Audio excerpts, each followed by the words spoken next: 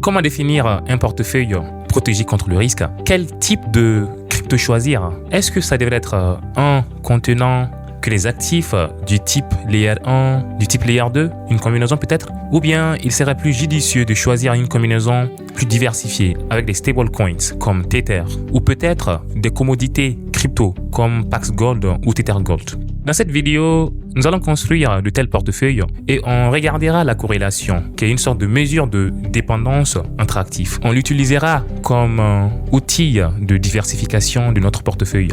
Donc, si jamais tu es débutant en investissement crypto, cette vidéo pourrait te servir. La première des choses qu'on fera est de prendre des cryptos parmi ceux ayant les plus grandes capitalisations boursières. Bitcoin est la première crypto-monnaie de notre portefeuille, fonctionnant comme une réserve de valeur, une monnaie numérique décentralisée. Il est très souvent comparé à de l'or numérique. Ensuite, notre deuxième crypto-monnaie sera l'Ethereum, ETH, qui est une blockchain d'infrastructure permettant de créer et d'exécuter des contrats intelligents.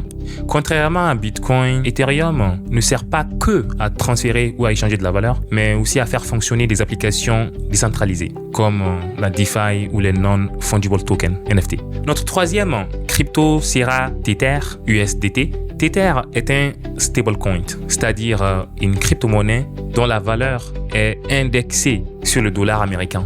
Son rôle est similaire à celui du cash dans la finance traditionnelle et il est utilisé pour trader, stocker temporairement de la valeur, tout comme c'est le cas pour le vrai cash. C'est la raison pour laquelle nous allons l'utiliser dans notre portefeuille.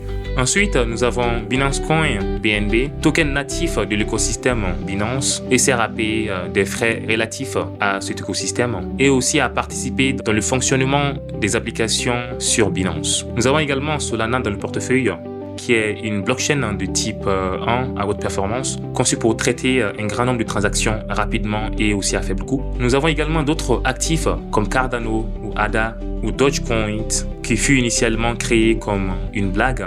Il y a aussi Ripple, XRP, un réseau pour les paiements rapides et peu coûtés de type PayPal, mais version crypto. Et enfin, nous avons Chainlink, qui est un protocole qui sert à faire fonctionner des applications sur différentes blockchains. La question qu'on peut se poser, c'est est-ce qu'il est intelligent de partir avec ce portefeuille? Pour ça, regardons ensemble quelques statistiques descriptives. Les graphes suivants représentent en haut le rendement en 3 ans journalier de chaque actif, ainsi que la loi de leur baisse temporelle. Tous les actifs en 3 ans ont eu un retour sur investissement assez intéressant. Quelques exemples, très rapidement. 150% pour l'Ethereum, 300% pour le Bitcoin et pour Ripple, XRP, 600% pour Solana. Ces rendements significatifs nous disent beaucoup quant aux risques sous-jacents à ces différents actifs, des risques pouvant des fois conduire à une perte jusqu'à 60%, comme on l'a vu pour Solana. Et juste en bas, nous avons la distribution des rendements, ainsi qu'un autre graphe mentionnant le skewness ou l'asymétrie de cette distribution qui nous informe si les rendements positifs et négatifs ont les mêmes chances d'être obtenus. Un skewness positif signifie qu'il y a plus de chances d'avoir un rendement cumulé positif et si il est négatif, on aura une plus grande chance d'avoir un rendement cumulé négatif. En réalité, en investissement, on n'investira jamais dans de tels actifs. Le kurtosis, quant à lui, est lié à la queue de distribution, c'est-à-dire les événements extrêmes, grands gains et grandes pertes à la fois. Une valeur par exemple entre 6 et 8, comme c'est le cas dans la plupart de nos actifs ici, signifie que les grands gains et pertes se produisent souvent et ne sont pas rares. Du fait que le drawdown ou perte de nos actifs peut atteindre jusqu'à 60%, combiner de tels actifs dans un portefeuille peut le fragiliser. Donc il est impératif de chercher à connaître les relations de dépendance entre ces actifs-là. Pour ça, nous allons regarder un outil appelé matrice de corrélation ou encore heatmap qui nous donnera une idée de la moyenne des dépendances de nos actifs sur notre horizon historique de 3 ans.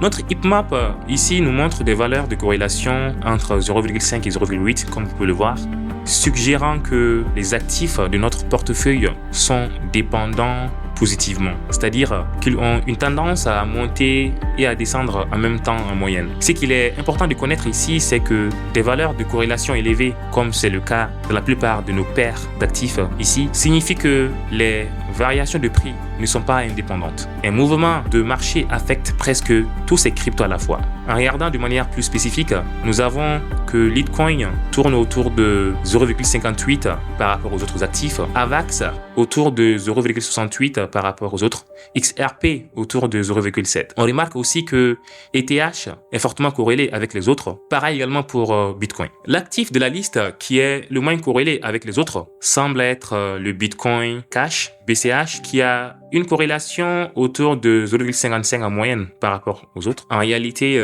cette corrélation moyenne peut camoufler pas mal de comportements intéressants durant les périodes de stress économique qui malheureusement sont moyennés et donc invisibles par une corrélation de type Pearson. Un truc simple qu'on pourrait faire, par exemple, c'est de regarder individuellement le prix des actifs de notre portefeuille et les comparer avec ceux du Bitcoin Cash sur les 6 derniers mois, car fut une période de stress pour les actifs crypto. On devrait peut-être observer une surperformance du Bitcoin Cash par rapport aux autres, car il a un rôle économique différent des autres. Par exemple, ici on voit que l'Ether subit une performance de moins 27% sur les 6 derniers mois. Le Bitcoin, quant à elle, a aussi subi une baisse de moins 19% sur ces 6 derniers mois. Solana a eu une baisse de moins 12%. Ripple, comme vous pouvez le voir également, a perdu moins 31% ces 6 derniers mois. Le seul actif qui semble avoir un comportement différent des autres semble être le Bitcoin Cash, qui a gagné plus de 22% durant ces 6 derniers mois. Voilà ce qu'on avait prédit. La corrélation de Pearson camoufle effectivement ces comportements. On voit une sorte d'indépendance entre ces actifs, mais notre heatmap n'avait pas mis en avant cette information-là. Maintenant, nous allons diversifier le portefeuille en incluant un stablecoin du nom de DAI qui est utilisé comme token dans la blockchain Ethereum et en passant le terme stablecoin signifiant que sa valeur reste stable dans le temps. Ce qui peut être observé en regardant le graphe qu'on voit ici, qui représente le graphe du DAI. Donc en plus de ce token, on va utiliser un autre token du nom de PAXG qui est un token adossé à de l'or physique. Et la valeur de ce token dépend de facteurs macroéconomiques, comme c'est le cas de l'or, des facteurs comme l'inflation, les taux d'intérêt réels, ainsi que les tensions géopolitiques. Afin de comprendre les relations entre ces différents actifs dans ce deuxième portefeuille, nous allons regarder ensemble la matrice de corrélation. Et ce que raconte cette matrice, comme on peut le voir ici, c'est que diversifier avec ces deux actifs supplémentaires apporte une réelle diversification, comme le montre notre graphe ici, car on voit des corrélations entre le DAIC et le PAXG, avec les autres classes d'actifs être proches de zéro, des fois même négatifs. Donc en résumé, le premier portefeuille que nous avons construit a montré via une analyse de données être risqué par faute de diversification, car on voit effectivement les facteurs de corrélation être très proches de 1. Et ce dernier portefeuille qui maintenant contient d'autres actifs de nature économique différente. Nous avons d'un côté un stablecoin, et d'un autre côté un actif qui réplique la valeur de l'or, et nous avons des actifs type Layer 1 comme l'Ethereum et le Bitcoin. Donc en construisant ce portefeuille, on apporte effectivement un aspect de diversification qui pourrait être bien vu par des investisseurs débutants qui ne recherchent pas forcément l'agressivité, mais plutôt un aspect défensif de leur portefeuille parce qu'ils ont une vision long terme. Donc voilà, cela conclut la vidéo d'aujourd'hui. Si vous êtes intéressé par une étude plus approfondie comparant les profits, mais pas que l'aspect risque, alors dites-le en commentaire et très bientôt pour une nouvelle vidéo.